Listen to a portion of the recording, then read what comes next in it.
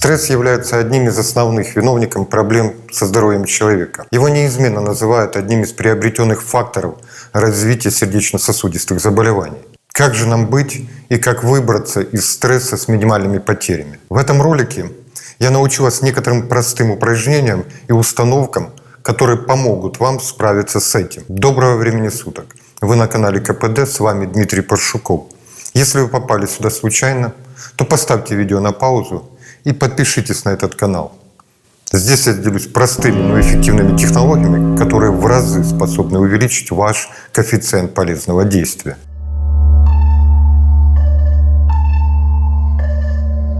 Итак, поехали. Воспринимайте стрессовую ситуацию как урок от жизни. Если вы не можете изменить ситуацию, измените свое отношение. Все совершают ошибки, получают синяки и пинки от жизни. Но это полезный опыт. Причина многих стрессов кроется глубоко внутри нас. Это страхи, комплексы, неправильные установки, родовые программы. Начните работать над собой прямо сейчас. Для того, чтобы выйти из стресса, нужно остановиться и спросить себя: а зачем я это с собой делаю? А чего я на самом деле хочу? А с чего в таком случае начать? И потихонечку двигаться в этом направлении. Избавиться от стресса моментально невозможно. Но с ним можно справиться, и из него можно выйти. Именно выйти, постепенно, по шагам. Создайте намерение, то есть представление, как вы хотите себя чувствовать. И каждый день делайте, пусть маленький, но шажок в этом направлении. Человек не может управлять ветром, зато он может поставить парус. Выполните дыхательную гимнастику. Это помогает организму успокоиться и настроиться на более ровный ритм. Если ваше состояние близко к песне Высоцкого «Сейчас взорвусь, как 300 тонн тротила», надо было засадить сверху! Эй, Нейт! Повторяй за мной, Нейт. Гусфраба. Медленней. Гусфраба. Ну, как ты? Лучше. Это старинное слово языка эскимос. то пора делать гимнастику. Но не простую, а дыхательную. Досчитайте до 3 и сделайте глубокий вдох. Задержите воздух в легких на 5 секунд.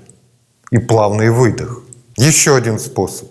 Активно используйте упражнения на мышечную релаксацию. Эта техника не нова. Она была создана еще в 1920 году. На 10 секунд нужно напрячь определенную группу мышц, а на 20 секунд полностью расслабиться. Это тоже своего рода медитация, только вы концентрируетесь на физических ощущениях. Еще одно упражнение, которое можно сделать прямо сейчас, если вы почувствовали, что эмоции выходят из-под вашего контроля. А в идеале это упражнение можно выполнить, не уходя с рабочего места, да еще и так, чтобы никто не заметил. Это одна из простых техник, которая реально помогает изменить состояние и выйти из слишком сложных переживаний стресса. При этом выполнение этого упражнения никак не помешает продолжать решать реальную проблему. Его цель не отвлекать вас, а лишь слегка снизить остроту переживаний. Необходимо обратить внимание на то, что вы воспринимаете каждым из ваших 5 чувств. Первый шаг. Обратите внимание на 5 предметов, которые вы можете увидеть.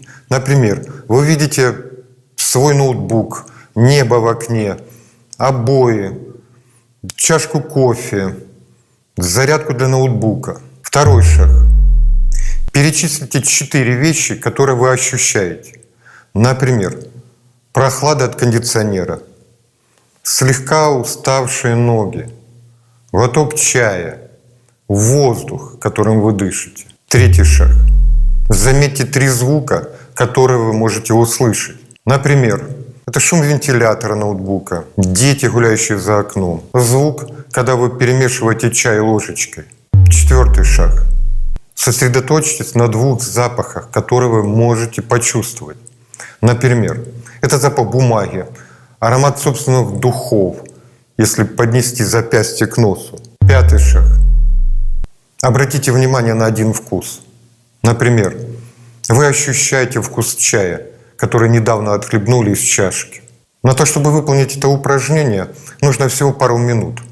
А острота и драматичность переживаний, которые могла вызвать стрессовая ситуация, действительно резко снижаются. Главное не забыть потом сделать что-то для решения реальной ситуации, которая вызвала это переживание. А придя домой, необходимо принять пенную ванну, заварить чашку любимого кофе или чая, послушать расслабляющую музыку. Нужно использовать все методы, которые затрагивают ваши чувства. Найдите время для себя.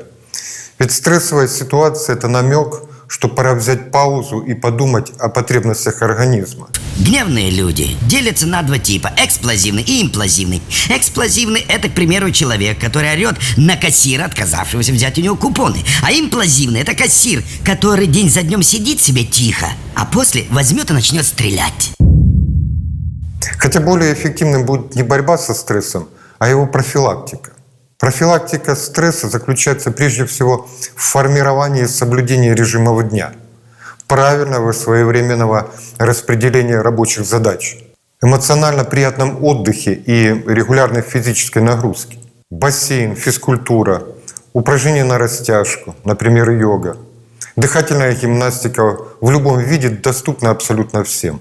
Избегайте тяжелой пищи, переедания и употребления вредных веществ.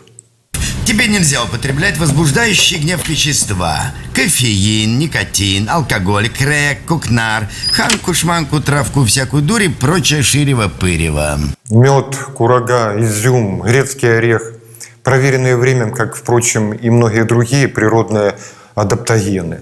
Кроме того, важно быть среди своих, то есть ходить в гости и принимать гостей, выстраивать доброжелательные отношения с коллегами и, конечно, с собственной семьей.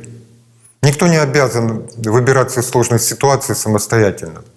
Всегда найдется человек, на руку которого вы сможете опереться.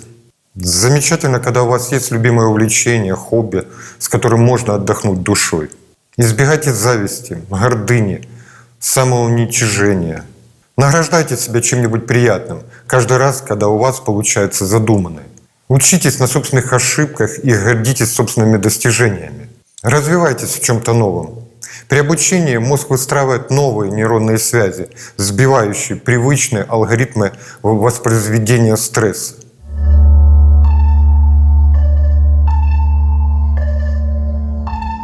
На этом все. Будьте здоровы. Не забудьте подписаться на этот канал. Поставьте лайк. Поделитесь этим видео с друзьями. Всего вам самого наилучшего.